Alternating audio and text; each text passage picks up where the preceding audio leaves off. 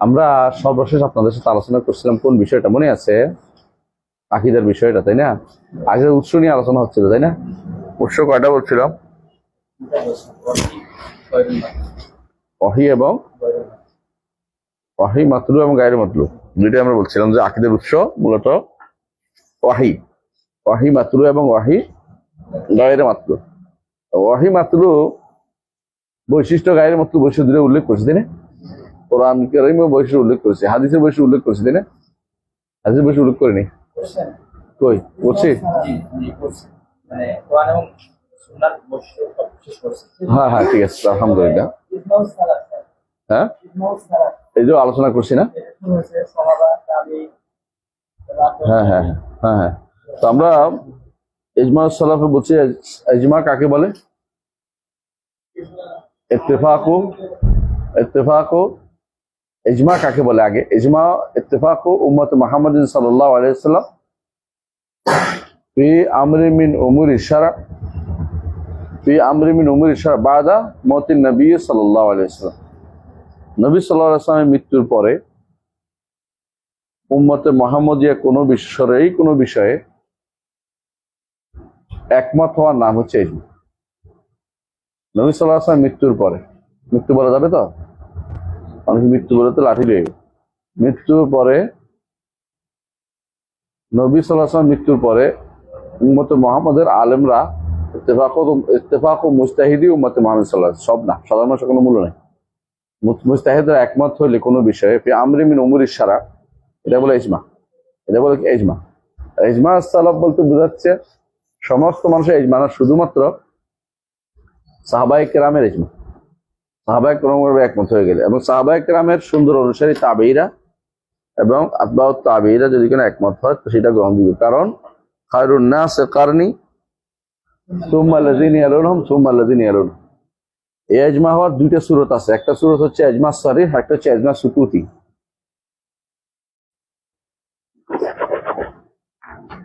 ইজমা সারিহ আর ইজমা সুকুতি। সারিহ বুঝেন? স্পষ্ট। কিরকম? সবাই বসে রাষ্ট্রপ্রধান সবাইকে নিয়ে একমত হয়েছে। আরেকটা হলো ইজমা সুকুতি, মানে ইজমা সুকুতি হচ্ছে এটা যে একজনে বলছে সবাই মেনে নিছে, কেউ এর বিরোধিতা করে নাই।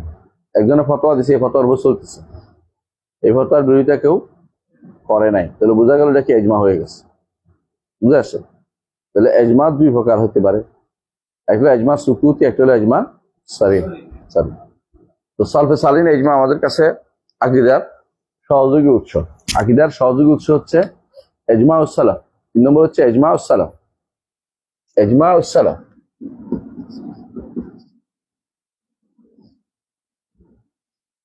ইজমা উস সালাফ, ইজমা উস সালাফ তো সালফে সালিন ইজমা, এটা হলো সহযোগী উৎস।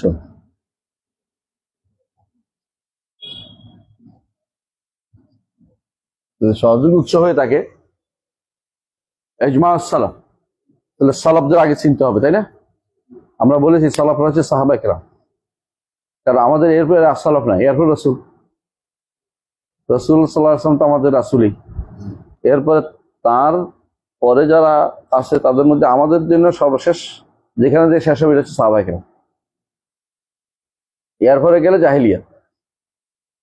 সুতরাং আমাদের জন্য সালাফ হচ্ছে সাহাবায়ে কেরাম। সালাফ হলো পূর্বসূরি, আর উত্তরসূরি চলতেই থাকবে, উত্তরসূরি চলতেই থাকবে ততক্ষণ পর্যন্ত না জমিনের বুকে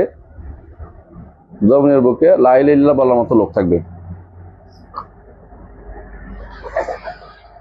জমিনের বুকে লা ইলাহা ইল্লাল্লাহ হাত্তা লা ইউকালু ফিল আরদি লা ইলাহা ইল্লাল্লাহ, তাই না? লা তাকুমুস সাআহ, কিয়ামত কায়েম হবে না। এবং রাসূলুল্লাহ সাল্লাল্লাহু আলাইহি ওয়াসাল্লাম বলেছেন যে হাত্তা ইয়াতি আমরুল্লাহ, আমার উম্মতের মধ্যে একটা গোষ্ঠী হকের উপর থাকবে হাত্তা ইয়াতি আমরুল্লাহ, আল্লাহর নির্দেশ পর্যন্ত। এটা নির্দিষ্ট একটা সময় যখন সব কি হবে, বরবাদ হয়ে যাবে, আকীদাও বরবাদ হবে, আমলও বরবাদ হবে, মানুষ সব কি হয়ে যাবে, হুমুর গাদার মতো হয়ে যাবে। কিয়ামতের আগে এগুলি হবে, তো কোনো সন্দেহ নেই। এর আগ পর্যন্ত আলেমদের দায়িত্ব কি? এই পরিবেশ যেন না হয় তার চেষ্টা করে দেওয়া। আমাদের দায়িত্ব তো এটাই যে আমরা শুধু গবেষণা চিন্তা করি, কেবল গবেষণা করে গবেষণা গবেষণা করে কোনো কাম করে না। আমাদের দরকার বেশি দাওয়াতের, ইমানিয়াতের গবেষণা বেশি দরকার নেই। গবেষণা দরকার দুনিয়ার বিষয়ে, গবেষণা দরকার কেমনে আখের রস থেকে চিনি বানাবে, এটা বসে বসে বানাও। কেমনে মিসাইল বানাবে এটা চিন্তা করো। কিন্তু তুমি ইমানিয়াত হচ্ছে অনুসরণের জায়গা, গবেষণার জায়গা না। গবেষণা করবা কিসের মধ্যে? ফি মাখলুকাতিল্লাহ। গবেষণা করবা ফি ইখরাজিল মাসাইল, ইখরাজিল মাসাইল, মাসলা বের করার জন্য, লিল হাজা, প্রয়োজনে।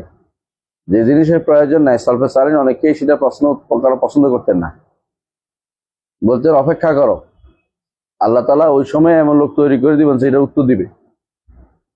প্রতি যুগে আল্লাহ এমন লোকদের তৈরি করে দেবেন যারা প্রশ্ন উত্তর দিবে। তো তুমি এত অগ্রিম ব্যস্ত হওয়ার দরকার নেই। এই জন্য বেশি দরকার, মানুষ কুফরিতে চলে যাচ্ছে। কুফরির ভিতর মানুষ, কিছু মানুষ গবেষণা নিয়ে পড়ে আছে, বুঝে আসছে। এটা দান গবেষণা নিষেধ করতেছি না আমি, দান পাঠ গবেষণা এই না, মানে দিনের ব্যাপারে আপনি গবেষণা, গভীর গবেষণা কখন করবেন? প্রয়োজনে। কিন্তু যে জিনিস একেবারে মাবাদিয়াত, এগুলি গবেষণার জায়গা না। ইমানের দাওয়াত দেয়া, ইমান কাকে বলে জানানো, ইমান কোথায় আকীদা শুদ্ধ করে কেমনে করতে হবে, এগুলি গবেষণা করবে, এটা পড়ার বিষয়। এগুলি সালাফদের বই পড়লে আপনি জানতে পারবেন। এক এক জনের এক এক পৃষ্ঠা বই আপনার জন্য জীবনের পাথেয় হইতে পারে। তো গবেষণার একটা প্রয়োজনীয়তা অনুসরণ হবে, না হলে অনুসরণ করবে। ইত্তাবিউ ওয়ালা তাবতাদিউ, ফাকাত কুফিতুম, অনুসরণ করো, বেদাত করে না, তোমাদের জন্য যথেষ্ট হয়ে গেছে বলা করা। এই মাথাটা রাখতে হবে আপনাদেরকে, যে এখানে গবেষণা করে বসে বসে সারাক্ষণ গবেষণা করবেন। হ্যাঁ, কেমনে ছাত্রদের নিয়ে কেমনে ক্লাসটা নিব, এটা বসে বসে গবেষণা করেন, কেমনে তারা বুঝাবো, এটা গবেষণা করেন। কিন্তু গবেষণা করে আমাদের সমস্যা হচ্ছে QRF, কোরআন রিসার্চ ফাউন্ডেশন, রিসার্চ করতে গিয়ে কোরআনে এমন গবেষণা করছে যে এখন হাদিস ম্যান, এর ফলে কোরআন রিসার্চ করছে কি এরকম, হ্যাঁ, তারমিহিম বিহিজারাতিন মিন সিজ্জিল, বলছে যে ফাঁকি দ্বারা, ফাঁকি মিসাইল নিক্ষেপ করেছে, বুঝছেন তো? ফাঁকি নামক মিসাইল থেকে ক্ষেপণাস্ত্র নিক্ষেপ করেছে, অনুবাদ করছে, গবেষণার অনুবাদ, বুঝছেন তো? এটা দিয়ে কি লাভ হয়েছে? মিথ্যা কথা হয়েছে। এগুলো, এই যে গবেষণাগুলি তারা করে, এই গবেষণা বিরোধী কাম করতেছে। ওরা দরকার ছিল গবেষণার দরকার নেই, আপনি বেরিয়ে যান, মানুষদেরকে দিনের কথা বলেন, ছাত্রদেরকে পড়ান, আমি ইমানের কথা বলেন, এটা দরকার বেশি।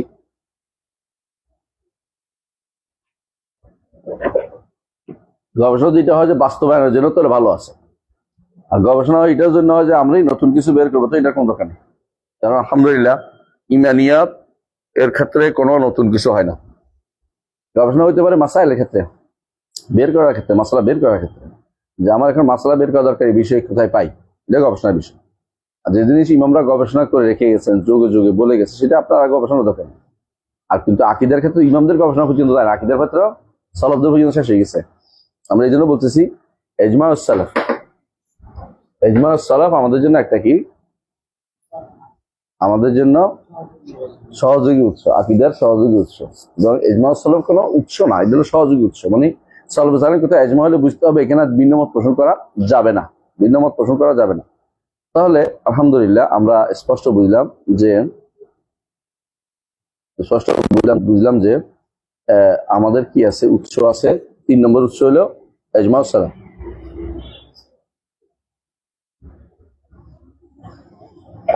4 নম্বর উৎস কি বলেছি? 4 নম্বর উৎস কি? আল আকলুস সালিম, আল আকলুস সালিম। 4 নম্বর উৎস হচ্ছে আল আকলুস সালিম। 2টা শব্দ। আকল অর্থ কি? বিবেক। আকল অর্থ কি? বিবেক। আকল অর্থ বিবেক। বিবেক বুঝেন তো? সবাই বুঝে আলহামদুলিল্লাহ। এটা আকলের মধ্যে মানুষের কি আছে, অনেক তারতম্য আছে।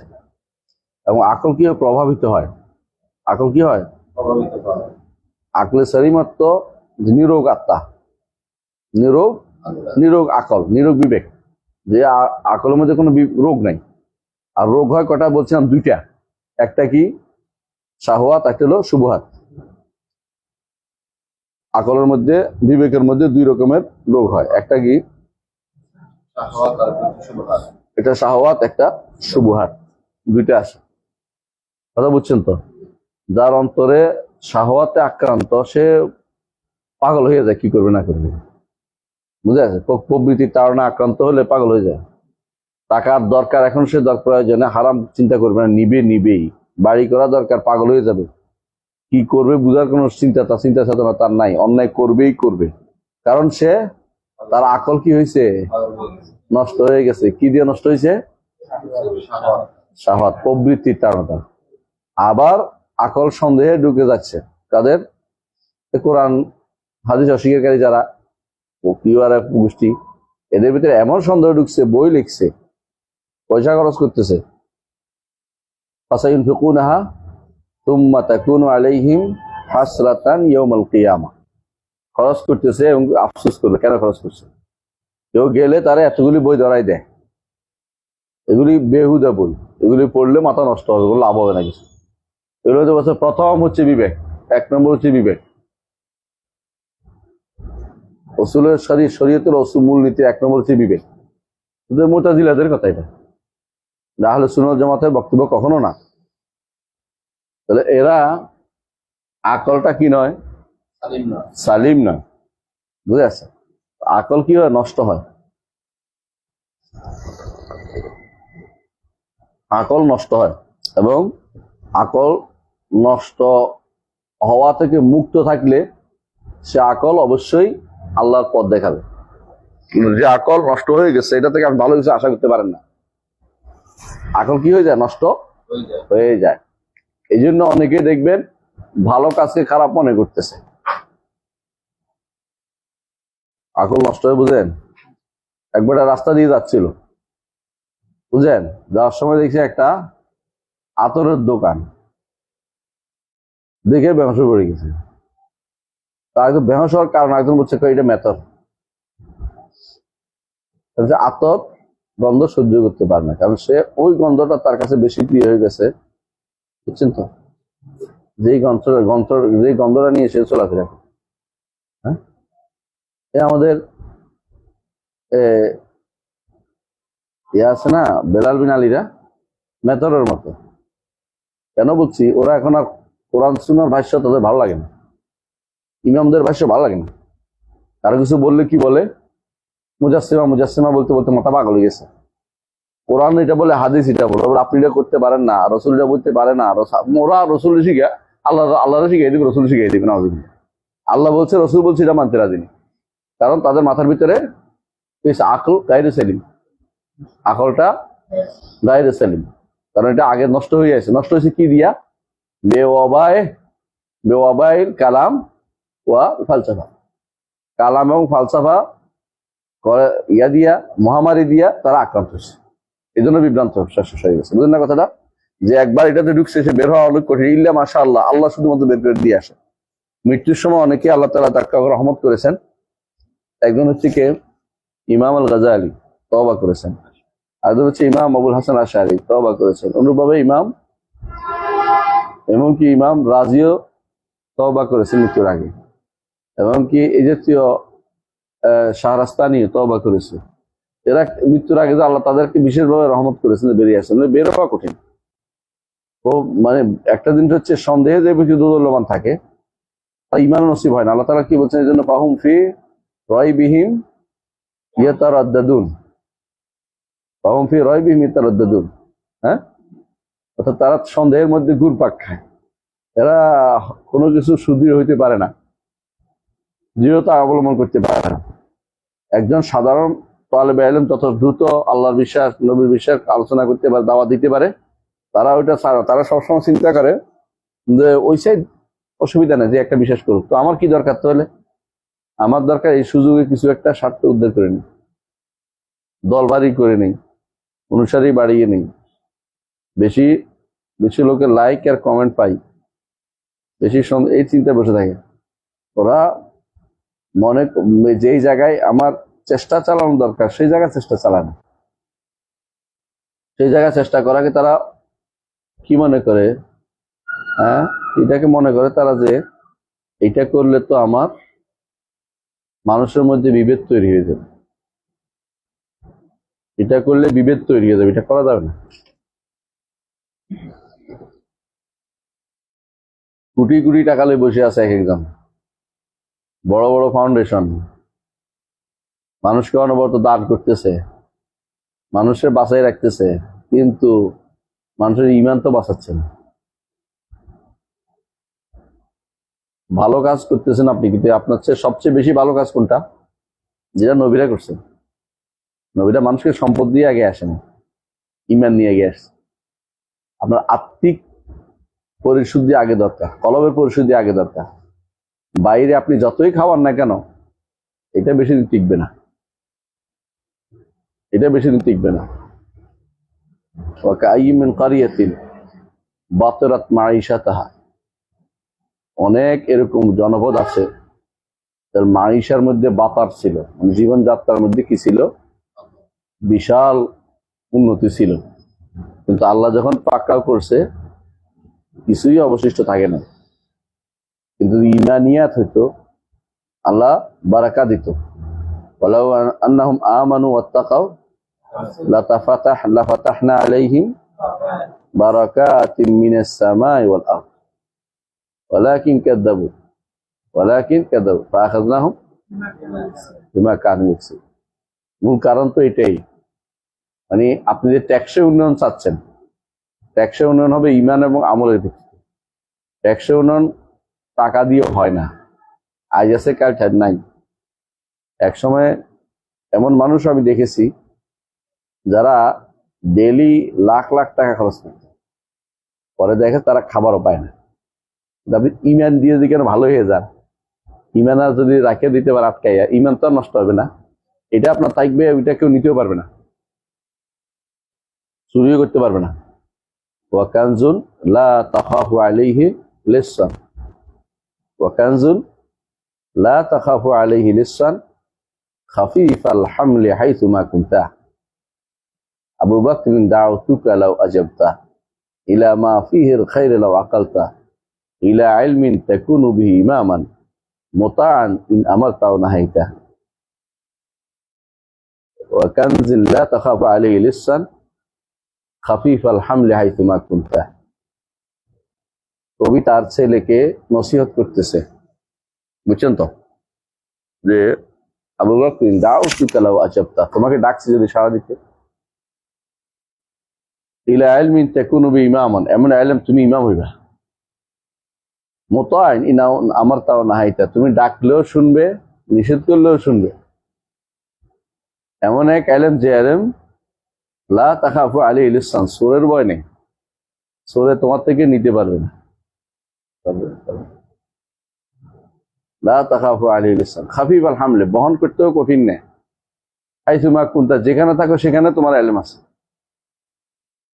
তোমার থেকে কেউ নিতে পারবে না, তোমার থেকে কেউ নিতে পারবে না।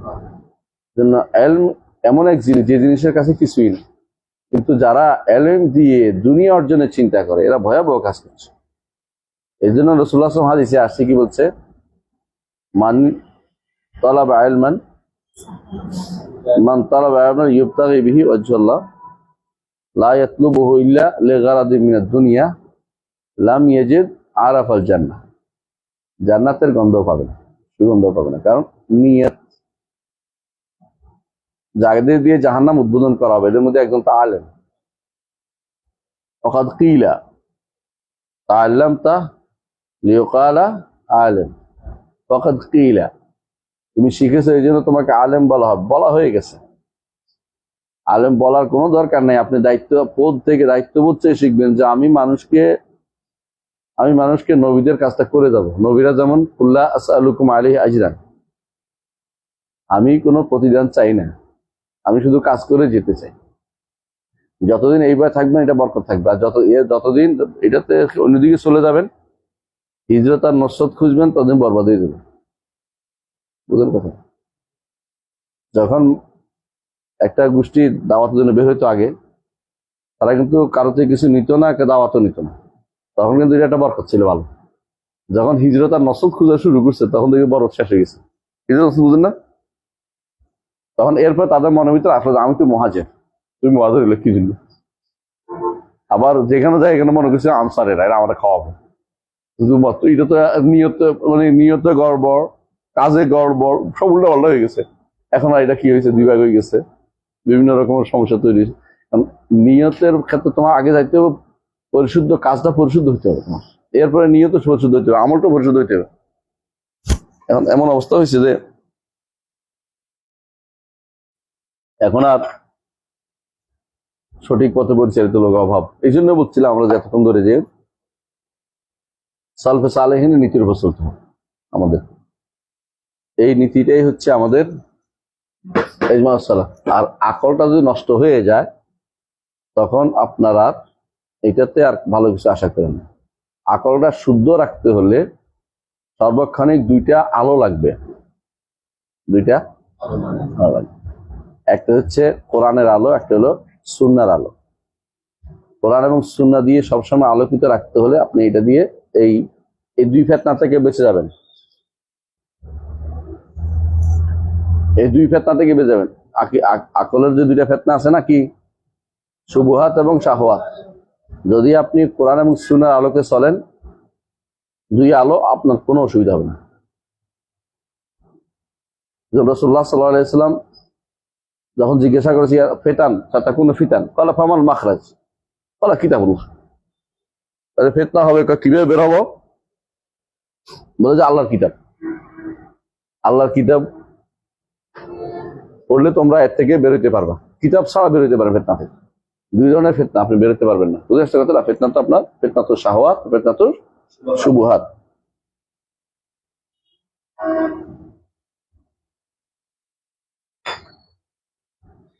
এতে গেল আমাদের আকলে সালিমের কথা, তাই না?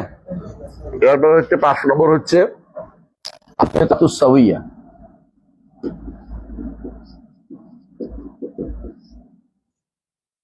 আল ফিতরাতুস সাওয়িয়া, ফিতরাতুস সাওয়িয়া বলবো আমরা। ফিতরাত কাকে বলে? ফিতরাত চিন কাকে বলে? স্বভাব যেটা অপ্রভাবিত এবং যেটা বিশুদ্ধ আছে এমন।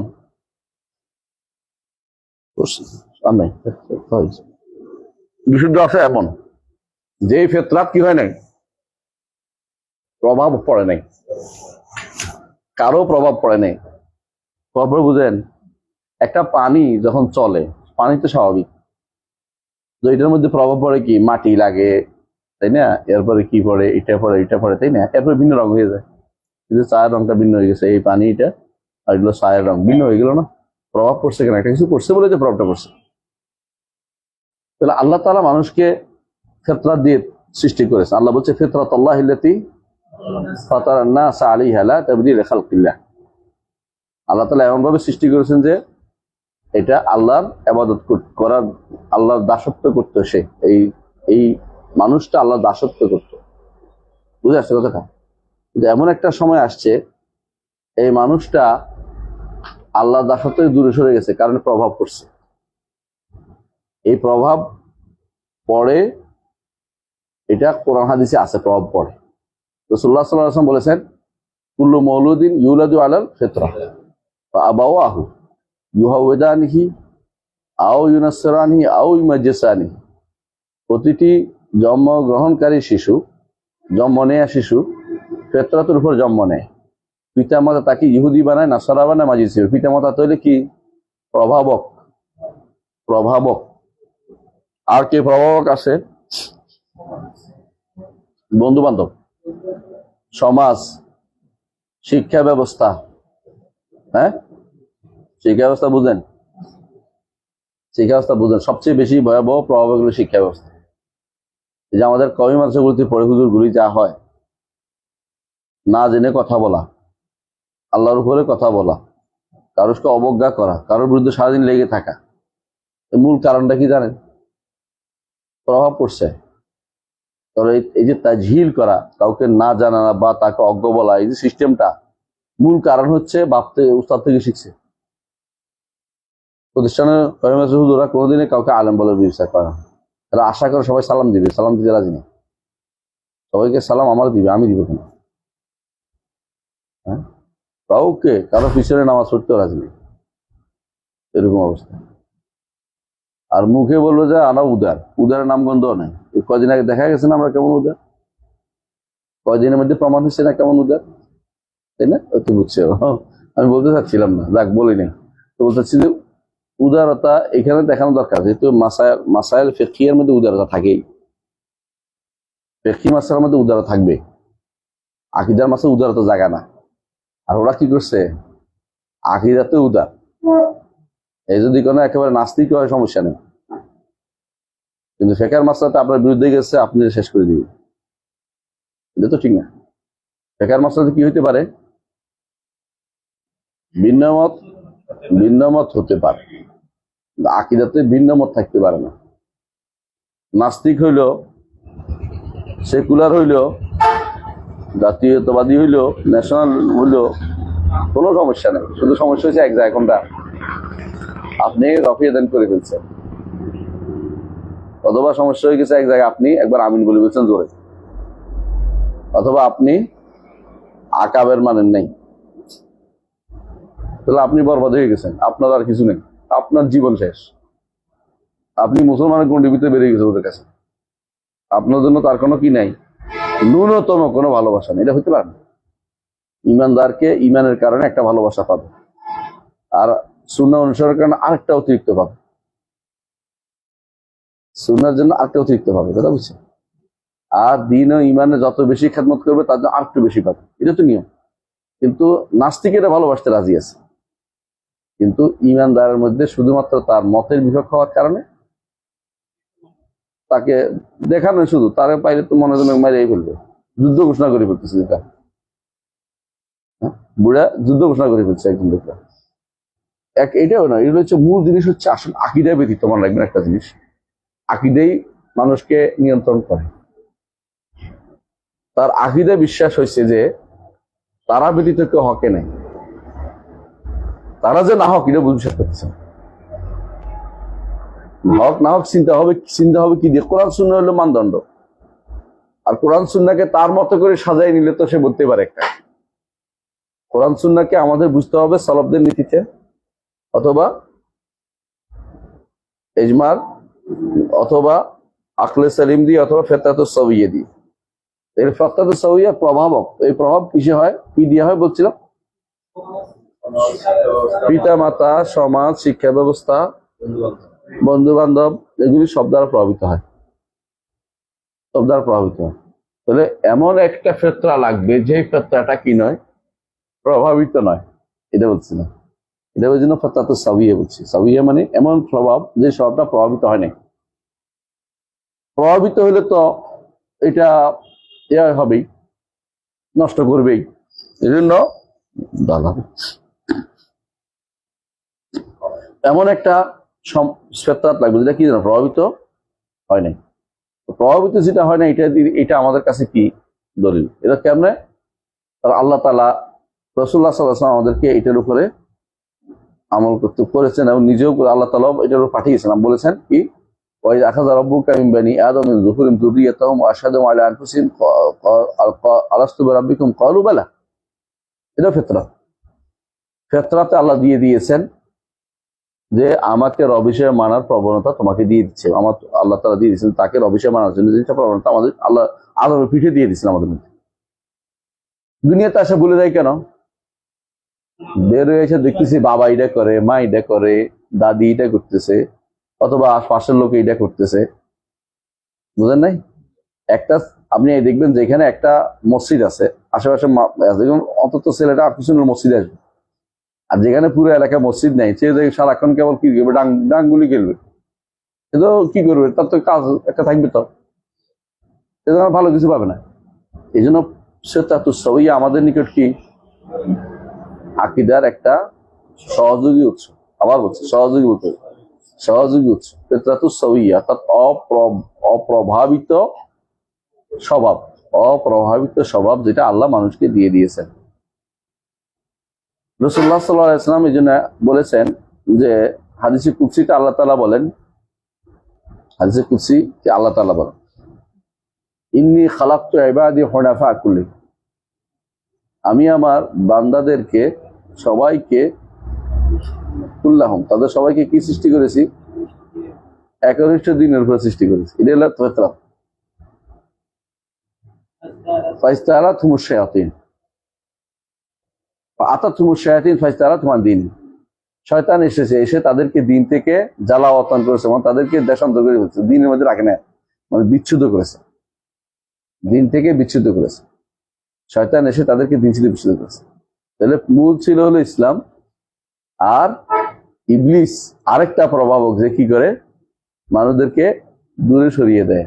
এর রাসূল উদাহরণ দিয়েছেন যে একটা ছাগলের বাচ্চা যখন মায়ের পেট থেকে আসে, কান কাটা থাকে না? কান কে কাটে? দুনিয়ার মানুষ কান কাটে। কেন কান কাটে বলুন তো? এক একদিন এক এক উদ্দেশ্য থাকে। কেউ মনে করে কান কাটলে মোটা হবে, খাবার দেখে না কানের কারণে, কেউ মনে করে এটা, কেউ মনে করে কানের মধ্যে কাটবো কি জন্য, আমার ছাগল যেন বোঝা যায়, অন্য ছাগলটা মিশতে গেলে আমি বুঝবো যে এটা, কারণ তখন ছাড়া ছাগল থাকতো, এটা আমার। কেউ কি করে কানের মধ্যে একটা মার্কা লাগাই দেয়, দাগ দিয়া ছিদ্র করে, যেটা নম্বর লাগাই দেয়, এত নম্বর ছাগল। এটা যে সমস্ত জায়গা থেকে ছাগল ছাড়ে মুক্ত, ওই সমস্ত জায়গার ঘটনা বলতেছে। তো এটা এই যে কাটাকাটিটা করলো, এটা কি মানুষে করে নাই? মধ্যে কি আছে? শয়তানি আছে। আমি বলতে চাচ্ছি এটাই ফিতরা আস-সাওয়িয়া, এটা কি আমাদের জন্য সহজ।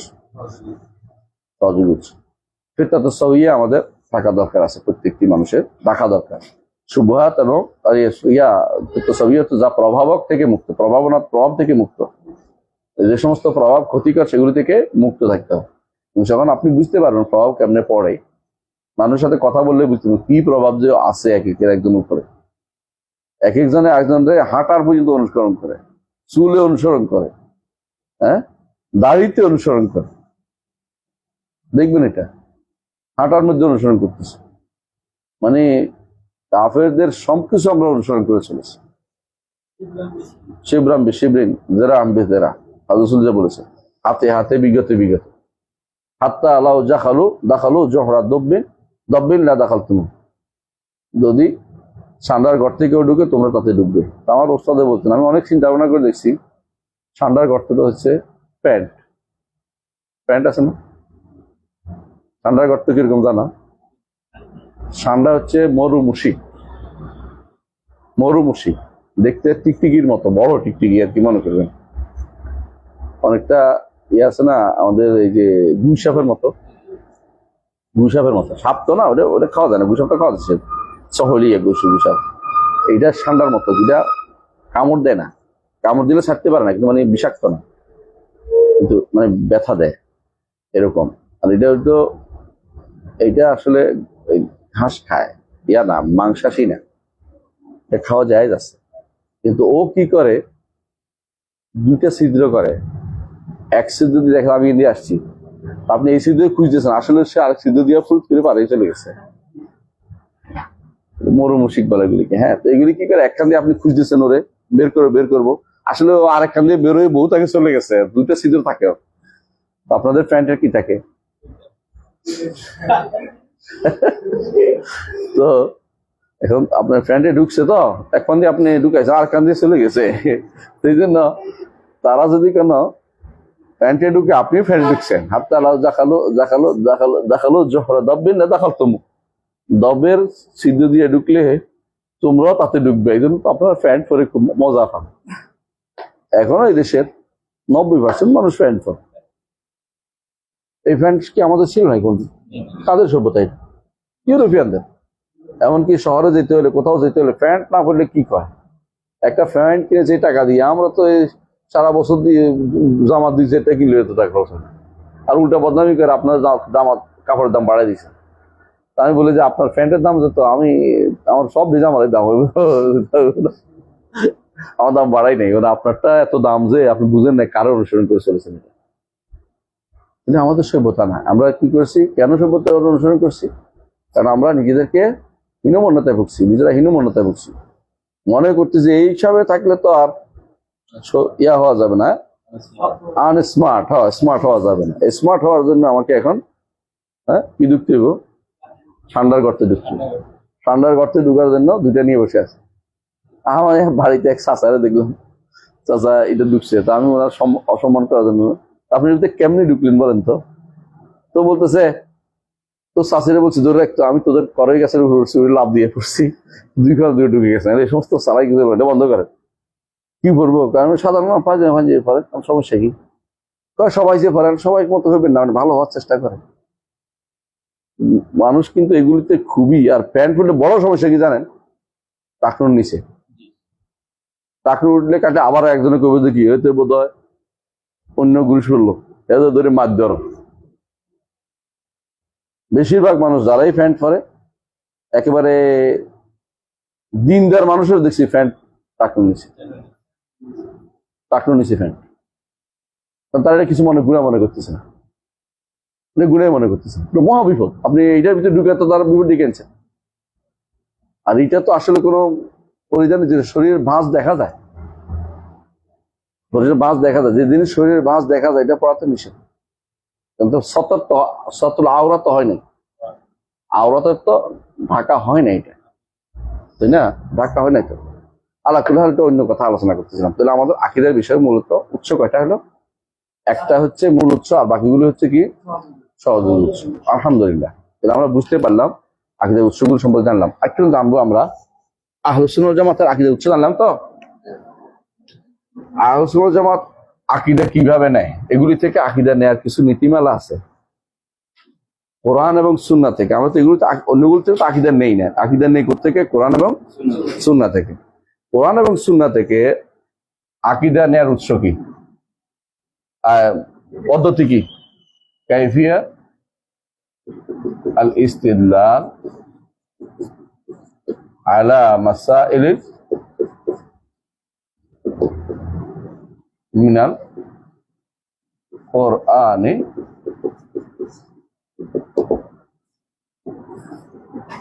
কিছু নীতিমালা আছে, নীতিমালাগুলি বলে দিচ্ছি। আপনার কোরআন সুন্নাহ থেকে আকীদা নিবেন, যেমন ইচ্ছে আপনি নিতে পারবেন? কিছু জিনিস আপনার জানতে হবে। এগুলি আমরা সারা জীবন পড়াইছি, ওদেরও পড়াইছি আগে, আরেকবার পড়াইছি, আপনার নতুন আছেন, জানতে হবে আপনাদের।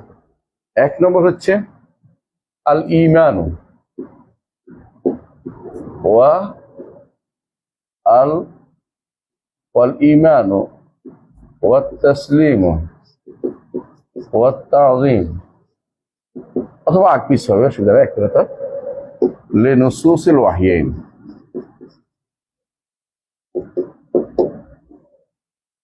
এক নম্বর বুঝছেন? আরবিতে জানেন আপনারা সবাই আলহামদুলিল্লাহ, আমাদের ডিপার্টমেন্টে হলো আরবি জানা কঠিন, আরবি বুঝেন, আপনারা বুঝছেন এটা, তাই না? যে ঈমান আনতে হবে, মেনে নিতে হবে, সম্মান করতে হবে কোরআন এবং সুন্নাহর ভাষ্য, ওয়াহিয়াইন। ওয়াহিয়াইন মানে কোরআন এবং সুন্নাহর ভাষ্যের উপর ঈমান আনতে হবে, মেনে নিতে হবে, সম্মান করতে হবে। বলে দলিল, দলিল আল্লাহর বাণী। এক নম্বর ফালা ওয়া রাব্বিকা লা ইউমিনুনা হাত্তা ইউহাক্কিমুকা ফীমা শাজারা বাইনাহুম সুম্মা লা ইয়াজিদু ফি আনফুসিহিম হারাজান মিম্মা কাদাইতা ওয়া ইউসাল্লিমু তাসলিমা। এটা কোনটা দেখছেন তো? পুরা ঈমান আনতে হলে ইউসাল্লিমু তাসলিমা, হারাজ থাকতে পারবে না। আমি বলছি না, আল্লাহ বলছে, ঈমানদার হতে পারেন। ফালা ওয়া রাব্বিকা, সূরা আন-নিসার কত 56 না 65 দেখেন, 65 না 65 না, আলহামদুলিল্লাহ পাইছেন। দুই নম্বর দলিল হচ্ছে, দুই নম্বর হচ্ছে আল্লাহর বাণী। আল্লাহ তাআলা কি বলছে? কোরআনে কারীম বলেছেন যে ওয়ামা কানা লিমুমিনিন ওয়ালা মুমিনাতিন ইযা কাদাল্লাহু ওয়া রাসূলুহু আমরান, কাদাল্লাহু ওয়া রাসূলুহু, আল্লাহ ফয়সালা দেয়, রাসূলও দেন, আমরান আইয়াকুনা লাহুমুল খিয়ারাতু মিন আমরিহিম। এরপরে শেষে নাই তো, হ্যাঁ, তারপরে ওমাই ইয়াসিল্লাহ ওয়া রাসূলাহু ফাকাদ দাল্লা দালালাম মুবিনা। বুঝছেন তো? অবাধ্য হলেই পথভ্রষ্ট, শেষ। আপনাকে 1 নম্বর কাজ হচ্ছে, যে কাজটা করতে হবে, কোথাও যদি কোনো কোরআনের ভাষ্য পান, কোথাও যদি রসুলের ভাষ্য পান, এটা বিনা বাক্য বয়ে কি বলবেন? ঈমান আল্লাহ। ইন্নামা কানা কাওলাল মুমিনিনা ইযা দুউ ইলাল্লাহি ওয়া রাসূলিহি লিয়াহকুম বাইনাহুম ইয়াকুলু সামি'না ওয়া আতা'না। এটার উপর আপনি সামান্যতম কোনো কি করবেন না, সন্দেহ রাখতে পারবেন না। সন্দেহ দ্বিধা রাখলে আপনি ঈমানদার না। আলাম তারা ইল্লাযিনা উতু নাসিবাম মিনাল কিতাব ইউদাউনা ইলা কিতাবিল্লাহি লিয়াহকুমা বাইনাহুম সুম্মা ইয়াতাওয়াল্লা ফারিকুম মিনহুম ওয়া হুম মু'রিদুন। এটা ঈমানদারের যখন ডাকে, আল্লাহ বলছে এটা মনে করে আল্লাহ কিতাব পাইছে কিন্তু কাজ করে না, মুখ ফিরে থাকলে আর গ্রহণ করা হবে না। আমি একটা দুটো আয়াত বলবো না, সারাদিন বলতে পারবো আয়াত। এইটাই তো কোরআন কুরের ভাষ্য, হাদিসের এটাই কথা। আল্লাহ তাআলা কি বলছে? আতিউ আল্লাহ ওয়া আতিউ রাসূলা। কয়বার বলছে? 25 বার। আহসানতা। কোরআনে 25 বার বলছে। কোরআনে কারীম আল্লাহ তাআলা 25 বার বলছে আতিউ আল্লাহ ওয়া আতিউ রাসূল। আল্লাহর আনুগত্য, রাসূলের আনুগত্য। আনুগত্য কিভাবে করবে রে? আনুগত্য করা তো হুজুর গায়ে তেল ডলার মতো। হ্যাঁ, আনুগত্য অর্থই হচ্ছে নির্দেশ মান্য করা, আদেশ নিষেধ মেনে চলা, এগুলো আনুগত্য। আনুগত্য এটা নয় যে আমরা ভালো মানুষ, আপনার জন্য কান্না, আপনার জন্য চেয়ার সাজাবো, আপনার জন্য আমি জশ্নে জুলুস বের করবো। হ্যাঁ, কথা বুঝছিস না? একজন মানুষের যদি কোনো 2টা দাস থাকে, একজনের সারাদিন ওর কথা শুনে চলে, আরেকজনের সারাক্ষণ কেবল বলে আপনি ভালো, আপনি ভালো, আপনি এইটা, আপনি ওইটা, আপনি না সাদা, আপনি না কালো, আপনি না কালো না, আপনি এইটা বলে। এটা কোনো কথা না, তুই আমার কথা শোন। মানুষ বলে কথা শোন। আর আমাদের সমস্যা হচ্ছে কি, সারাক্ষণ নবীর জন্মদিবস, নবীর নূরের তৈরি, নবী না হলে এটা হইতো না, নবী না, এগুলি তো পরের কথা। আগে নবীর আনুগত্য শুরু করে দেন, আনুগত্য শুরু করে দেন। আপনি যে কথাগুলি বলতেছেন এগুলি কোনো দলিলবিহীন কথা, এগুলো একটারও দলিল নেই। নবীর জন্মদিবস সম্পর্কে শুধু একটাই বর্ণনা আসছে, তিনি সোমবার। আর একটা বর্ণনা আসছে আমুল ফিল, যে আমি হাতির বছরে আমার জন্ম হয়েছে, এটাই তো। কিন্তু যে জিনিসটা আসে নাই দুইটা, এটা কি? কোন মাসে এবং কোন দিন, না কোন তারিখ। দিন আসছে, বছর আসছে, কিন্তু তারিখ আর মাস নির্ধারণ করা হয়নি। যতগুলি বর্ণনা আসছে সবগুলি দুর্বল, এবং বর্ণনাগুলিকে এমন যে কোনোটার মধ্যে মিল করতে পারবে। আচ্ছা বলেন তো, ডেট মিলাবেন কি করে? একজনে কইছে 8 তারিখ, একজনে কইছে 9 তারিখ। কারণ ওই ডেটই বেশ সময় কেন হয়, 8 তারিখ হয়, 9 তারিখ হয়। সোমবার মিলাইতে হইলে হয় 8 হয়, না 9 হয়। আর যদি এরপরে 1 সপ্তাহ গেলে কত হয়? ধরেন 9, 10, 11, 12, 13, 14, 15। কেউ বলছে না 16 তারিখ, বুঝছেন তো? কেউ বলছে ছেলে 18 তারিখ, এ পর্যন্ত নিয়ে গেছে। তাহলে আপনার 12 তারিখ কোনোদিনই জন্ম তারিখ হয় না। নবীর জন্মদিবস 12 তারিখ কোনোভাবেই হয় না। মানে রবিউল আউয়াল তো মাস কত পরের কথা, 12 তারিখে হয় না। আর দেখা গেছে রবিউল আউয়াল মাসকে নির্ধারণ করার কোনো দলিল নেই। এগুলি বর্ণনা, সবই বর্ণনা, অমুকে বলছে অমুকে বলছে, কিন্তু সরাসরি কোনো নস কিছু নাই, কোরআন এবং সুন্নাহর কোনো নস নেই। তো রবিউল আউয়াল মাস নিয়ে আপনার বাড়াবাড়ি কেন? এমনকি কেউ এটাকে রজব মাস, কেউ শাবান মাস বলছে, কেউ রমজান মাস বলছে, কেউ মুহররম মাসও বলছে। তো আপনি রবিউল আউয়াল মাস আসলে আপনার জন্য নতুন করে এই সমস্ত বেদাত করার জন্য আপনার মাথা চাড়া কেন ওঠেন? কারণ মূল কাজ থেকে আপনি দূরে সরে গেছেন। এখন আপনি গবেষণায় লিপ্ত আছেন, আপনি এখন আমল করবেন না, না শুনবেন না করবেন, আপনি কিছুই করবেন না। আপনি শুধু আছেন কি, এখন শুধু চিন্তা চেতনা নিয়ে, আপনি চেতনা দিয়ে কাজ করবেন যে আমি নবীর ভালোবাসা দিয়েছি। আমার মনে আছে একজনকে বলছিলাম যে দলিল কই, বলছে এগুলি তো মহব্বতের বিষয়, দলিল বিষয় না। হ্যাঁ, বংশধর পাকিস্তান থেকে আনবে এবং ওইটার আগে বসায় রাখবে। এটা যদি কোনো কেউ চেয়ার থেকে পড়তে পারে, আমি ওইটা যদি আর উঠানো যাবে না, উঠান লাগবে না, এটা শেষ এখানে। এটা কেন যেভাবে বসায় রাখে এটারে, হ্যাঁ, বিশাল করে কি জন্য করে এটি আমি বুঝি না। এটা কি রসুল করেছে, সাহাবীরা করেছে, তাবেঈরা করেছে, ইমামরা করেছে? আরে কেউ করে নাই। আবু হানিফা তো করে না, যার অনুসরণ আপনার করেন। আবু হানিফা রহমতুল্লাহ আলাইহি করে নাই, মালিক, শাফি, আহমদ কেউ করে নাই, বুখারী, মুসলিম কেউ করে না। আপনি হঠাৎ করে এটা কেন করতেছেন? এটা তো আমরা ভালোই করতেছি। সব ভালো ভালো না, সব ভালো ভালো না। বেদাতকে সবাই ভালো মনে করেই করে। আমি একজনকে বলছি, আচ্ছা একটা বেদাতের উদাহরণ দেন তো। বেদাতের উদাহরণ খুঁজে পাই না। শেষে কয় ফজর নামাজ 3 রাকাত পড়া। হ্যালো, এইটা নিয়ে বেদাত পাইছেন? মানে এবার বেদাত খুঁজতেছে কি জানো তো, হ্যাঁ, বেদাত খুঁজতেছে ফজর নামাজ 3 রাকাত পড়া বেদাত, মানে এটা পাইছে। আর কোনো বেদাত নাই। বেদাত যদি কিছু বুঝে এবং সংজ্ঞা দিতে যায়, ওই বেদাত হয়ে যায়। আব্দুল্লাহ জাহাঙ্গীর রহমতুল্লাহের বিরুদ্ধে কেন খেপে বেশি জানেন তো এই বেদাতিরা?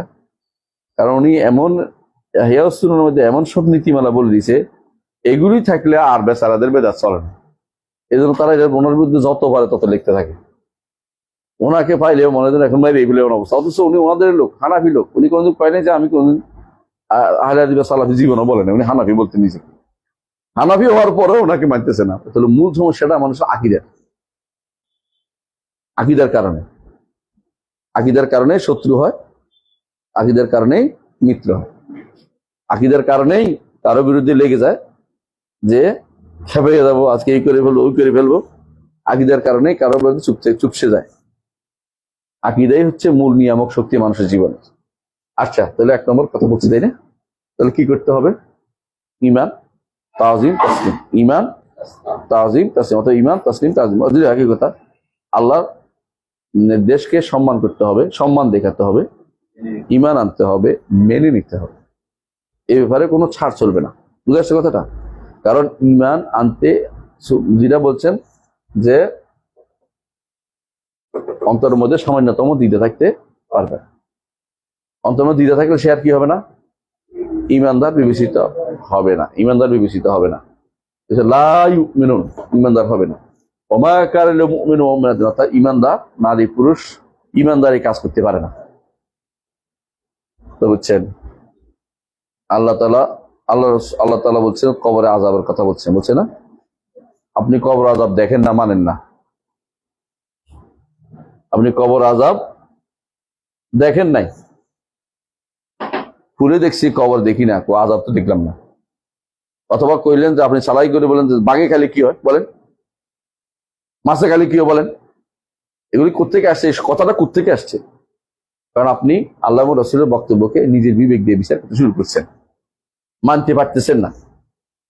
আল্লাহ এবং রাসূলের দেওয়া সিদ্ধান্তকে আপনি মানতে পারতেন, আপনি সানি দিয়ে চাচ্ছেন। সানি দেওয়া পর্যন্ত মানে আরেকটা দ্বিতীয় পর্যালোচনা খুঁজতেছেন এখন।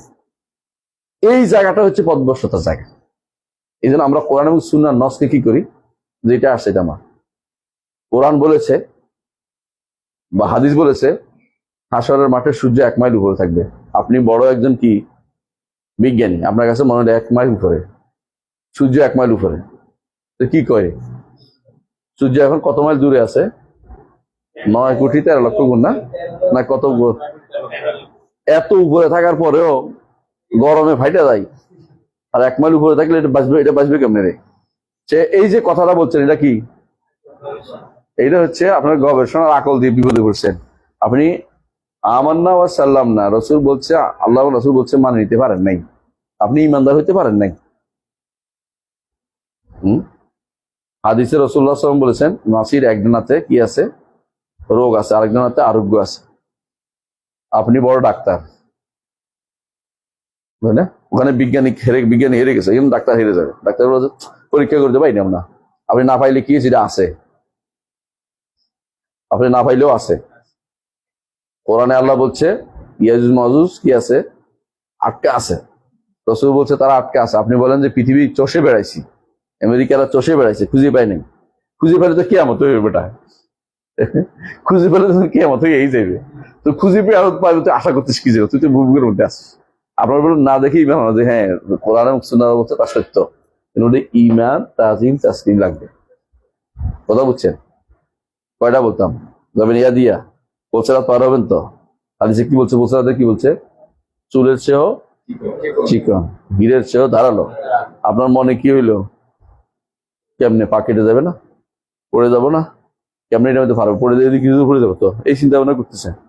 আপনি ইমানের মধ্যে নাই, আপনি বিবেকের মধ্যে ঢুকছেন, যে বিবেকটা নষ্ট বিবেক। বিবেকটা কি হয়েছে? সন্দেহে আক্রান্ত। আপনার বিবেকটা নষ্ট করে দিচ্ছে। আপনি বলবেন যে না পারবো, কেমনে পারবো জানি না, আল্লাহ ব্যবস্থা করবে। পার তো তিনিই করবেন। আমার আমল অনুসারে আমি পার হতে পারবো, আলো এইভাবে আসবে, হাদিসে আসছে। কিন্তু আমি যদি বলি কেমনে এটা হবে, এটা তো কষ্ট দেওয়া হবে, তাহলে আমি বিবেককে প্রাধান্য দিচ্ছি। তাহলে কি হবে? ইমান আপনার হয় না এখনো। ইমান হচ্ছে না দেখে কোনো কিছু মেনে নেয়া। বলি না, বিশেষ করে না দেখে মেনে নেয়া, না দেখে মেনে নেয়া। আবার বলছি, শব্দ কিন্তু সাবধান। হ্যাঁ, না দেখে কোনো কিছু মেনে নেয়া, এটার নাম হচ্ছে ইমান। বুঝছেন তো? তাই তাহলে বোঝা গেল যে ইমান, তাসলিম, তাজিম, তাসলিম লাগবে, তিনটে জিনিস লাগবে। এক নম্বর নীতি। এটা যদি কেউ মেনে নেয়, তারা আজ কোরআন পড়ে কিন্তু দিনের বিরুদ্ধে চলে। হ্যাঁ, কোরআন খতম করে। আমাদের আগে প্রধানমন্ত্রী কোরআন খতম করতো। কোরআন শরীফ আছে ঘরের মধ্যে, একজন ছবি তুলে আমার পাঠাইছে, আপনার কোরআন শরীফ পাওয়া গেছে। এটা এমনি রাখছি, এটা পড়েনি। ওইটা দিয়ে আপনার বিরুদ্ধে লাগবে। নাহলে আমি কি ওর বাসা দিয়ে আসছিলাম, জীবনও যাইনি। করতে কি নিজে হেরে জানে, আল্লাহ জানে, আর বলতে পারবো না। বুঝছেন কথাটা? সৌদি সাফার এটা আর কি সরকারি ভাবে পাইছি, হজ করি পাইছি আর কি। কারণ এটা রেখে দিছে সাজাইয়া, পোলা বানে যাই পাইছি এটারে। এখন এটা কি আর আমার দোষ নাকি? আমি তো দেখিও দেখিও যাইও না, জানিও না, করতে পারবো না। আমি জীবনে দেখিও না, চোখের সামনে আমি দেখিও না। আল্লাহ তালা এদের থেকে এই শয়তানগুলি কোনো কারোর সাথে দেখা করতে চাই না। আলহামদুলিল্লাহ, কবর যেতে চাই, কারো এই সমস্ত দৃশ্য দেখতে চাই না। সবাব ইমান, তাসলিম, তাজিম, আপনার ইমান, তাজিম, তাসলিম আপনার জরুরি। সম্মানও করতে হবে, সম্মানও করতে হবে। কথা বুঝছেন তো? তাহলে কোরআন এবং সুন্নাহর ভাষ্যকে আপনি বিবেক দিয়ে বিচার করবেন না। কোরআন এবং সুন্নাহর ভাষ্যকে ইমান আনবেন, সম্মান করবেন, মেনে নিবেন। মেনে নিলাম, কোনো কথা নেই, মেনে নিলাম। যে মানবে না তার বিরুদ্ধে কথা বলবেন, যে মানতে হবে তোমাকে। কেন কেন বললে আপনার মধ্যে শয়তান ঢুকছে, আপনি দূরে থাকেন আমার থেকে, উঠে গেছেন, এখানে এসে ডিস্টার্ব করবেন না। এই জন্য আল্লাহ তাআলা কোরআনে কারীমে বলেছেন, ওয়াইজা রাআইতাল্লাযীনা ইয়াখুযুনা ফি আয়াতিনা ফাআরিদ আনহুম হাত্তা ইয়াখুযু ফি হাদিসিন গায়র। আল্লাহর ব্যাপারে খাউদ করতেছে, দ্বীনের ব্যাপারে উল্টাপাল্টা কথা বলতেছে, এদের সাথে বসা যাবে না। এর সাথে বসলে আপনি ক্ষতিগ্রস্ত হবেন। ইমাম ইবনে সিরিন রহমতুল্লাহ আলী, আবু মোহাম্মদ ইবনে সিরিন, মোহাম্মদ ইবনে সিরিন, ওনার কাছে একজন আসছে, এসে বললে যে আপনার কাছে একটু বসি। বা তুমি বসলে আমি উঠে যাব, তুমি বসলে আমি উঠে যাব। বুঝছস কেন? তুমি এখানে বসে এমন সব প্রশ্ন অবতারণা করবা, আশেপাশে মানুষ মনে করবে এটা বোধ গুরুত্বপূর্ণ জিনিস। তুমি কোনো এলমি আলোচনা করতে আসো না, তুমি আসছো সন্দেহগুলি মাথায় আছে আমার কাছে ঢেলে দিতে আসছো। ইমাম মালিক রহমতুল্লাহ এই জন্য কেউ যদি আসে বলতে যে আপনার সাথে এটা মোনাজারা করবো, আমি সন্দেহে নাই। তোমার সন্দেহ নিয়ে যে সন্দেহ তার কাছে ঝগড়া করো, আমি সন্দেহের মধ্যে নেই, আমি আমার দিন নিয়ে খুব শান্তিতে আছি। এই জন্য সলাফরা মোনাজারা করতেন না, জোর না হলে মোনাজারা করতেন না। এই মোনাজারা পছন্দ করতো কে জানেন? খলিফা মামুন। খলিফা মামুন পছন্দ করতো। কেন? সে নিজে পদভ্রষ্ট আছে নিজের না। খলিফা মামুন এরা মানুষকে জোর করে আনতে পারে, মোনাজারা করতে হইব, মোনাজারা করতে হইব, এই তুমি এসো কথা বলো, এই দুজন লাগাই দিত। আর বসে বসে তিনি, এখনকার দিনে হলে কোথাও পান চিপাইতো, তখন পান খাইতো না, মানে তিনি মজা মারতো বসে বসে। আল্লাহ দুজন লাগাই দিত, দে মোরগের যুদ্ধ আসেন লাগাই দিয়ে, কেউ মোরগ যুদ্ধ লাগাই দিয়ে তিনি মজা মারতেন। এগুলো শয়তানি কারবার, শয়তানি কাজ সাথে, এগুলো কোনো ভালো কাজ না। এগুলো যারা করে, আমার দায়িত্ব হবে কোরআন দিয়ে হাদিস দিয়ে কথা বলা। আহমদ ইবনে হাম্বল রাহমাতুল্লাহ আলাইহি, এই জন্য তাকে যখন বলা হয়েছে যে মোনাজারা কর, নাজের হচ্ছে মোনাজারা কর, আহমদ ইবনে হাম্বল বলতেন একটা কথা, আমিরুল মুমিনিন তিনি দলিল মিনাল কিতাব ওয়াস সুন্নাহ। আমি কিছু চাই না, একটা কোরআন দিয়ে দলিল দিতে বলেন, ওদেরকে হাদিস দিয়ে দলিল দিতে বলেন। ওরা বিবেক দিয়ে কথা বলছে, ওরা বিবেক দিয়ে আসছে, আমি কোরআন হাদিস দিয়ে কথা বলছি। সর্বশেষ যেদিন ওনার সাথে মোনাজারা হইল ওয়াসেকের খলিফা, 3 খলিফা তো ওনারা কষ্ট দিছে। খলিফা কে? মামুন, মুতাসিম, ওয়াসেক, 3 খলিফা তাই কষ্ট দিছে। সর্বশেষ ওয়াসেক যখন তাকে ধরে আনছে, কষ্ট দিচ্ছে, তো বলতেছে, আহমদ, তোমার প্রতি আমার খুব কষ্ট লাগে। বয়স বেশি না, কিন্তু আরবরা তো নাম ধরেই বলে, এত মার কেমনে খাও, এত মার কেমনে খাও, তুমি একটা কিছু বলো, তোমার আমি ছেড়ে দিতে চাই। ওয়াসেক বলতেছে, তুমি একটু বলো, চুপ থাকলে হয়, আমরা আমাদের প্রচার করি, তুমি বিরোধিতা করিও না, আমরা যাই সেটা প্রচার করি বেড়াই। কয়ে না, আমিরুল মুমিনিন, আপনাকে একটা কথা বলি, তাহলে শোনো। কি? আপনি এখন যা বলতেছেন এটা আপনার যে বংশের সর্বোচ্চ ব্যক্তি, কি নাম? ইবনে আব্বাস। তার আব্বাসই না? আব্বাস। ইবনে আব্বাস কি বলছে? বলে, বলে নাই। ইবনে আব্বাস তো বলে নাই, তাই না? তাহলে উনি বলেছে, উনি না জেনে, জানতো না এই জন্য বলে নাই, অথবা জানছে তারপরেও বলে নাই। আপনি কোনটা নিবেন? গরম দোষ বিশেষ তো বলতেছে যে জানতো কিন্তু বলে নাই। তো আপনিও জানেন, তাহলে চুপ করে থাকেন, বলেন না। তো না না, জানতো না, তো না জানলে ওরা যেটা জানে নাই, তারপর জান্নাতের সার্টিফিকেট পাইছে, তাই না? আপনার এটা না জানলেও চলবে। এই ধরনের আরো 20টা বেত্রাঘাত দাও। মানে এটা, মানে যারা ক্ষমতায় থাকে তাদের তো কারো কথা সহজে শুনতে চায় না। মনে করছে আমার তো হারাই দিচ্ছি, এখন বিপদে পড়ে গেছি, এবং তারা মাইর দিতে সোজা করতে হবে, এটা যেমন মানে এখন আর কোনো বিচারের কথা না, এখন মাইরের কথা, মানে যেটা আমার বিরুদ্ধে কথা বলছে। তার ছেলে বলতেছে, খলিফা বলতেছে, পরের দিনই খলিফা হয়েছে, তিনি বলতে, সারা রাত ধরে এরপর আমার বাবা একবার বলছে জানতো, জানতো না, জানতো, জানতো না, মানে সারা রাত ধরে এটা আওড়াইছে। এখানে ঠিক করতে পারছেন কি জবাব দিবে, এটা জোর করে না বলছে যে আমাদের মারো, কিন্তু পরে মনে হচ্ছে যে এটা তো আমি ঠিক করলাম না, আমি তো উত্তর দিতে পারলাম না। উত্তর খুঁজতেছে, জানতো, বলে নাই, জানে নাই, বলে নাই, তো দুইটাই তো আমার নাই। আমি কি জন্য এই মানুষদেরকে এত কষ্ট দিচ্ছি? মাসালাটা একটা এমন মাসালা, যে মাসালাটা আমাদের সমাজে এখন বললে কইতো এটার কোনো দরকারই নেই। আশারি মাতুরিদিরা এখন বলে এটা দরকার ছিল না, এখন বলে ওরা এটা, আপনি আশ্চর্য হবেন। এগুলি কয়েকদিন কোনো দরকার ছিল, দরকার ছিল না, এগুলি ইমাম আহমদ বেহুদা করছে, নাউজুবিল্লাহ। অথচ এইটার চেয়ে ভয়াবহ জায়গা এখন আসছে, কবর পূজা, মাজার পূজা ভর্তি হয়ে, তখন এগুলি ছিল না কোনোদিনই। তখন ভয়াবহ জায়গার পরে এখন বলতে এগুলি বলতেছে দরকার, দরকার কোনটা তৈরি? মানুষ কোনটাকে প্রাধান্য দিবে, কোনটাকে গুরুত্ব দেয়, এটা হলো বড় কথা। আপনার জীবনের গুরুত্বপূর্ণ পয়েন্ট কোনটা, আপনি গুরুত্ব নির্ধারণ করবেন, নাকি এটা আসলে গুরুত্বপূর্ণ জিনিসটা আপনাকে বুঝে নেবেন? আল্লাহর সাথে সম্পর্ক নষ্ট হওয়াটা সবচেয়ে বড় বড় ভয়াবহ জায়গা। এইখানে যদি আপনার ঠিক না হয়, কোথায় কি হবে? ভাই মাফিনম তাই যেটা বললাম, যে আহমদ ইবনে হাম্বলের এই কথা বলছে, আমার বাবা পরের দিনে মরে গেছে, ওয়াসেক মরে গেছে। মরে যাওয়ার পরে পরে খলিফা হয়েছে যিনি, তিনি আহমদ ইবনে হাম্বলকে সম্মান করে, আপনার কথাই আমি প্রচার করব, এটা করবো, এটা করবো, সব বলছে।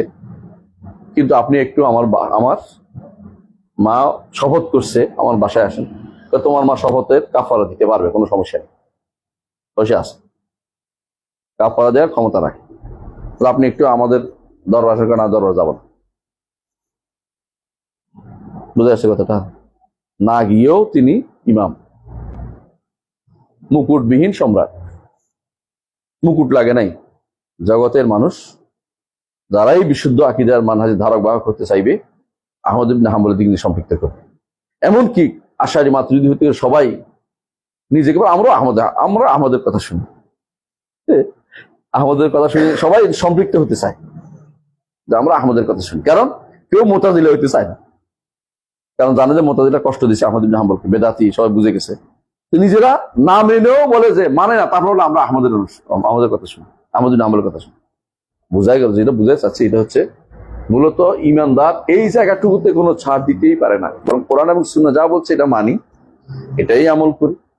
কিন্তু গুনাহ হতেই পারে, একজন মানুষ হয়তো আমল করতে পারে নাই, তার মনের ভিতরে পাপবোধ আছে, এটার কারণে সে গুনাহগার হবে।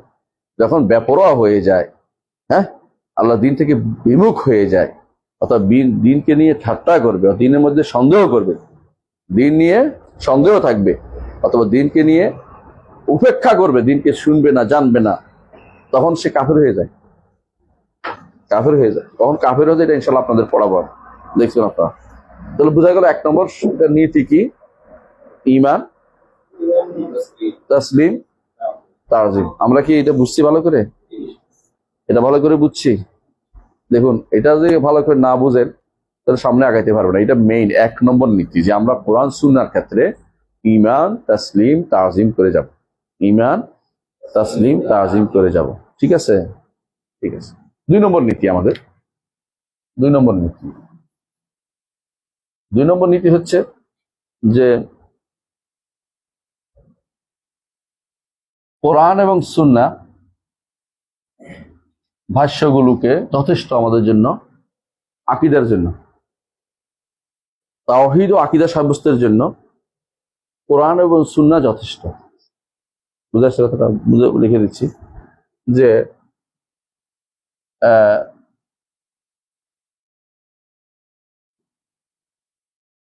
ইন্না নুসুসাল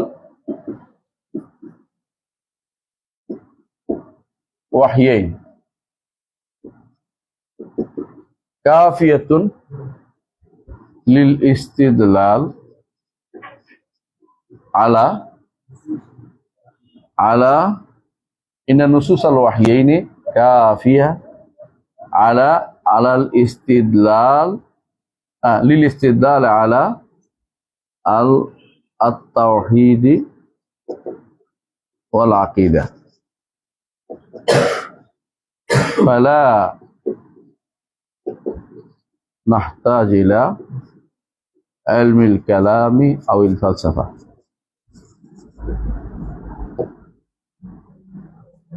কোরআন এবং সুন্নাহর ভাষ্য যথেষ্ট। কিসের জন্য? তাওহীদের দলিল দেওয়ার জন্য। কোরআন এবং সুন্নাহর ভাষ্য যথেষ্ট কিসের জন্য? তাওহীদের উপর দলিল দেওয়ার জন্য। প্রিয় ভাইরা, একটু বুঝাই বলি বসে বসে। সেটা হচ্ছে সাহাবায়ে কেরাম যখন দলিল দিতেন, রাসূল যখন বলতেন, তখন কি বলতেন? আল্লাহ বলছেন। সাহাবায়ে কেরাম যখন কিছু দলিল দিতেন, কি বলতেন? নবী বলছেন অথবা আল্লাহ বলছেন, বলতেন না? ইমামরা যখন কি বলতেন? আল্লাহ বলছেন, রাসূল বলছেন, সাহাবীরা বলতেন না? এভাবে বলতেন তারা, যে আমাদের সাহাবীদের শুনছি, শাহেদা ইনদি মারদিয়ুন রিদা রিজালুম মারদিয়ুন, আমার কাছে সাক্ষী দিয়েছে অনেক সন্তুষ্ট ভাষণ লোকেরা, যাদের মধ্যে অমুক অমুক অমুক সাহাবীর কথা বলতেন। এবং রাসূল নিজেও বলেছে, আলাইকুম বিসুন্নতি ওয়া সুন্নাতুল খুলাফায়ে রাশিদিন আল মাহদিয়িন আদু আলাইহা বিন নওয়াজিজ, ফিতনা থেকে বাঁচার জন্য পথ এটাই। এবং সাহাবী বলতেছেন, ইত্তাবিউ ওয়া লা তাবতাদিউ ফাকাত কুফিতুম, অনুসরণ করো, বেদাত করো না, তুমি যথেষ্ট হয়ে গেছে। এগুলি যে বলতেন, এগুলো অর্থ কি? আসলে যথেষ্ট, বাইরে যাওয়ার দরকার নেই, তাই তো? তাহলে তাওহীদের মাসআলাতে আপনি কোরআন এবং সুন্নাহর বাইরে আপনার যাবেন না, কোরআন এবং সুন্নাহর বাইরে যাবেন না। এটি হলো আমাদের নীতি। অর্থাৎ আপনাকে তাওহীদ সাব্যস্ত করার জন্য বা আকীদা সাব্যস্ত করার জন্য আপনি এর বাইরে যেতে পারবেন না। কিন্তু দুর্ভাগ্যবশত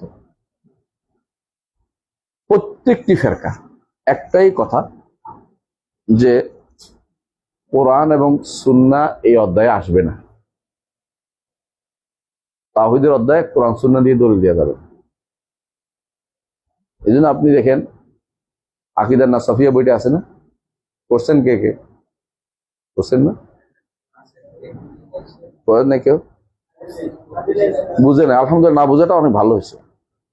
আল্লাহ তাআলা বাসায় দিচ্ছে, আপনি বুঝেন নাই দেখে এটা ভালো হয়েছে। সবকিছু বুঝতে হয় না। হ্যাঁ, ভাষা কঠিন, এটা কি দরকার আমাদের বলতো? আচ্ছা, ভাষা কঠিন করার দরকারটা কি? আমি কি এটা কোনো ভাষাবিদ হবো? আমি দরকার ছিল কি বিশ্বাস করবো এটা না, এমন ভাষা কঠিন করে দিয়েছি, সবাই কি বলবে? আল্লাহ, কি জিনিস, কত বড় দার্শনিক কথা বলছে, আমার মাথার উপর দিয়ে চলে গেছে। আমার তো মাথার উপর দরকার নেই, আমার দরকার আমি কি বিশ্বাস করবো এটা কো, আবার ঠিক করে কয়ে দাও, এটাই তো কথা। এটা এমন শব্দ ব্যবহার করছে বেহুদা কামে। এই জন্য তাদের নিকট কোরআন এবং সুন্নাহ এই অধ্যায়ে দলিল না। আশারি মাতুরিদি বলেন, মুতাজিলা বলেন, জাহমিয়া বলেন, ফালাসিফা বলেন, কেউ মনে করে যে তাওহীদের মাসআলাতে কোরআন সুন্নাহ দিয়ে দলিল দেওয়া যাবে না। তবে তারা বলে কি তাওহীদের মাসআলা থেকে মানে কোরআন সুন্নাহ দিয়ে দলিল দেওয়া যাবে না। কি রে বাবারে, কেন দেওয়া যাবে না? কেন দেওয়া যাবে না? কোরআন সুন্নাহ দলিল দিলে তো আপনি যেটা বিশ্বাস করেন দলিল দিলেন। আপনার বিশ্বাসের উপর তো সব নাই, আমরা বাইরে থেকে দলিল আনা সাব্যস্ত। এই পথভ্রষ্টতা শুরু এখানে। কথা বুঝছেন কিনা? কোরআন সুন্নাহ তো শুধুমাত্র দলিল এটা নয় যে আমি বিশ্বাস করে বলেই দলিল, এটা নয়। কোরআন সুন্নাহ তো এমনি দলিল। আমি বুঝতে পারছি কথাটা? লবণ যে খার, এটা কি আমি খাই খার বলার কারণে খার না, এটা এমনি খার। কোরআন সুন্নাহ এমনি দলিল। কথা বুঝতে পারছি? এটা তারা বুঝবে না, কারণ আল্লাহ তাআলা কোরআন নাজিল করেছেন শুধু মুসলিমদের জন্য নয়, সবার জন্য, অল ম্যানকাইন্ডের জন্য। কাফেরদের জন্য যে অন্তর বক্রতা নেই, সে অন্তরে কিন্তু পাইলেই হেদায়েত পায়, কোরআন থেকে হেদায়েত পেয়ে যায়। রসুলের হাদিস, একজনে একটা মাত্র হাদিস শুনছে রসুলের, এরপর ঈমান আনছে, যে এটা কোনো সাধারণ মানুষের কথা হইতে পারে না। নিঃসন্দেহে তিনি কারো কাছ থেকে, এটা তো এবার বলতে পারে না। পশ্চিম দিগন্তে সূর্য উঠবে, একজনের শুনে ঈমান আনছে। কেন পশ্চিম দিকে সূর্য উঠে? এটা কোনো, এখন বিজ্ঞান বলে যে হ্যাঁ একটা সময় আসবে যখন আর এই যে চলনটা তার কি হবে, একটা সময় আটকে যাবে, উল্টা দিকে মানে আটকে যাবে, এটা চলবে না, একটা সময় থেমে যাবে। এই থেমে যাওয়ার একটা কিছুক্ষণ সময়ের জন্য আবার কিন্তু ঠিকই হবে। হাদিসে আছে যে পরের দিন থেকে আবার ঠিক হবে। এই সময়টা যে আসবে এটা মানুষ তো এখন চিন্তাও করেনি। রাসূলুল্লাহ সাল্লাল্লাহু আলাইহি ওয়াসাল্লাম মানে এমন সব কথা বলেছেন, পরবর্তীতে মানুষে যারা গবেষণা মাইন্ড নিয়ে আসে বা পড়ছে, তারা মনটা শুদ্ধ আছে, তারা কিন্তু ঈমান আছে এটা পড়ে, যে এটা কিন্তু সাধারণ মানুষের কথা হইতে পারে না, হইতে পারে না। তো এইগুলি তো দলিল নিজেই, আমি দলিল দিচ্ছি বলে এটা দলিল কমে যাবে তা কিন্তু না। আমি কথা বুঝতে পারছি? কোরআন সুন্নাহর দলিল যেগুলি আসছে এগুলি দলিলই, এগুলি এমন দলিল যেগুলির জন্য আপনি বাইরে সারাদিন খুঁজলে এটাই পাবেন। যেমন রাসূলুল্লাহ সাল্লাল্লাহু আলাইহি ওয়াসাল্লাম কোরআনে কারিমে আল্লাহ তাআলা বলছেন, আম খুলিকু মিন গায়রি শাইইন আম হুমুল খালিকুন আম খালাকুস সামাওয়াতি ওয়াল আরদি বাল লা ইউকিনুন। আল্লাহর অস্তিত্বের ব্যাপারে আল্লাহ তাআলা কি বলছেন দেখেন, সুন্দর করে দলিল দিয়েছেন, আকলি দলিল দিয়েছেন, যে তারা আম খুলিকু মিন গায়রি শাইইন আম হুমুল খালিকুন, নিজেকে নিয়ে সৃষ্টি করেছে অথবা তাদেরকে কেউ সৃষ্টি করেনি। তাদেরকেও সৃষ্টি করে হইতে পারে না, কেন? তার সৃষ্ট। আর আর নিজে নিজে সৃষ্টি হচ্ছে কেন? নিজে ছিলই না, সৃষ্টি করবে কেমনে? তাহলে 3 নম্বরটা শুধু এটা কি, তাদেরকে কেউ সৃষ্টি করেছে। আর যদি সৃষ্ট থাকে তাহলে কি আছে? স্রষ্টা আছে। বাস, সংক্ষিপ্ত উত্তরে সব শেষ হয়ে গেছে, যত নাস্তিকতা শেষ। আর নাস্তিকতা আসতে পারে না, বাকিটা যেটাই ঘুরে ঘুরে এগুলি সব শয়তানি করতেছে বসে বসে, আর কোনো কাম নেই। মানে এই মানবে না, এই জন্য বলে নাস্তিকতার কোনো সুযোগ নেই। সে যদি বলে যে এরপরে যে আমি এমনি এমনি আসি, এমনি এমনি কেউ হয় না, কোনো কিছু হয় না, এটা জ্ঞানের কথা না। আল্লাহ তাআলা কোরআনে কারিমে বলেছেন যে জ্ঞানের কথা না। ওয়াকালু মা হিয়া ইল্লা হায়াতুনা দুনিয়া নামুতু নাহিয়া ওয়া মা ইহলিকুনা, না ওইটা আরেকটা আছে, ওয়া মা ইহলিকুনা দাহর খুঁজতেছি। আল্লাহ বলছে যে বলে যে আমি এমনি এমনি আসছি, সময়ের কারণে হয়ে গেছি, আল্লাহ এটা ইলমের কথা না, এটা জ্ঞানের কথা না, এটা হলো অজ্ঞতার কথা, এটা দাবি। কারণ সময় তো কিছু না, সময় নিয়ন্ত্রণ করে কে? আল্লাহ। সময় তো সৃষ্ট জিনিস, সময় তো এক গ্রহ থেকে আরেক গ্রহের সময় পার্থক্য আছে। সূর্যের কারণে সময় নির্ধারিত হয়, যেখানে সূর্য আরো আসতে চলে সেখানে তো সময়ও আসতে। সূর্য আমাদের জন্য যে নীতিতে চলে, অন্যখানে সেই নীতি চলবে না। পৃথিবীর দূরত্ব অনুসারে তার উপরে এইভাবে ঘুরে আসে। যেটা একটু কাছে আছে এটার কি হবে, আরো বেশি ঘুরতেছে। যেটা দূরে আছে আর একটু দেরিতে ঘুরতেছে, তাহলে আপনি সব সূর্য একরকম করতে পারবেন না। এটা তাহলে বোঝা গেল যে আপনার এই কোরআন এবং সুন্নাহর যে দলিল গ্রহণের নীতি, সেটা শাশ্বত। এটার সাথে কোনো কিছু তুলনা চলে না। আপনি বিবেক দিয়ে যেটা আনতেছেন এটা দরকার আসলেই ছিল না। কারণ যারা ঈমান এনেছে, যারা বিশ্ব জয় করেছে না মুসলিমরা, উমাইয়ারা পর্যন্ত, উমাইয়া খেলাফত পর্যন্ত তারা কি বিশ্বের সর্বত্র তারা কি করেছে, বিচরণ করেছে।